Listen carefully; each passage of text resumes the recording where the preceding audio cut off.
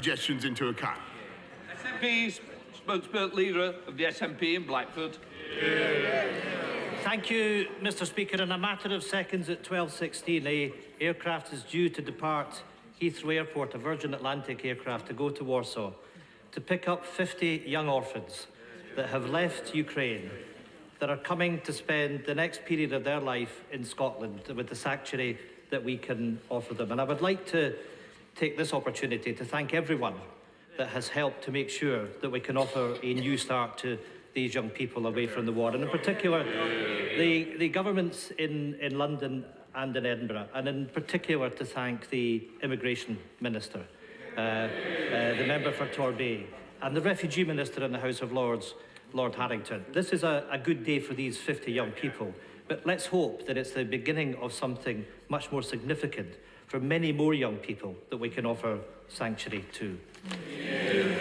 Mr. Speaker, this morning we have official confirmation that inflation is at its highest level in 30 years. But families don't need official confirmation to know that the cost of food and energy are now at a price they simply can't afford. The very people who've borne the brunt of the health pandemic are now being hammered by the poverty pandemic. This is not just a cost of living crisis, this is an emergency. That is why in Scotland the SNP government is doubling the Scottish child payment and raising benefits it controls by 6%, double the rate the Chancellor has proposed for the benefits he has control over. So this is a very simple question for the Prime Minister. If he truly understands that this is an emergency, will he match the Scottish Government's commitment and lift all benefits by 6%? Prime Minister.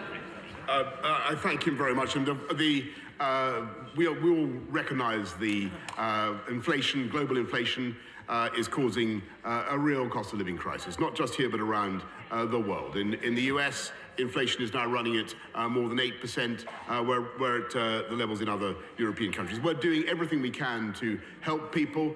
The Chancellor's put another £9.1 billion into reducing the cost of energy for families.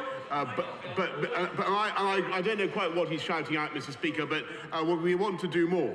And Scotland, I can tell him, is in the lead in helping this country to solve its energy problems, not just with more offshore wind, Mr. Speaker, but by abandoning the phobia of our own hydrocarbons, which I think are going to be vital for transition and avoid us being blackmailed by Putin's Russia. And on his point about the orphans, Mr. Speaker, I'm grateful to him for his efforts. I thank him, and it's another example, if I may say, without embarrassing him further, of the burgeoning cooperation between us.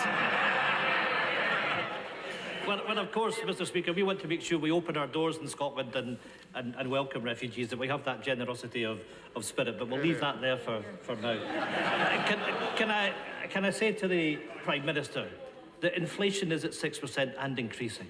We need to make sure that those the most vulnerable have that increase in benefits that they need in order to pay for fuel. And the Chancellor needs to ditch the official photographer and listen to Martin Lewis. Family finances are at breaking point. They can't tighten their budgets anymore. These families have no room for manoeuvre.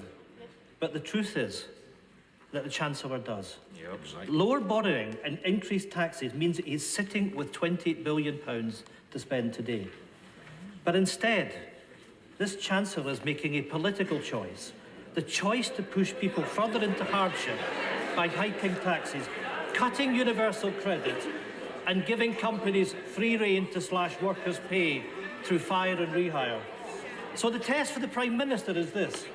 Will the government use the full £20 billion they are sitting on to scrap the national insurance tax hike and put money into people's pockets? Or will we simply make this Tory poverty pandemic even worse? Prime Minister. Right, well, I just advise Mystic Meg over here that he has only 10 minutes to wait before he'll have the answer to that question, Mr. Speaker. Ian Sturdy.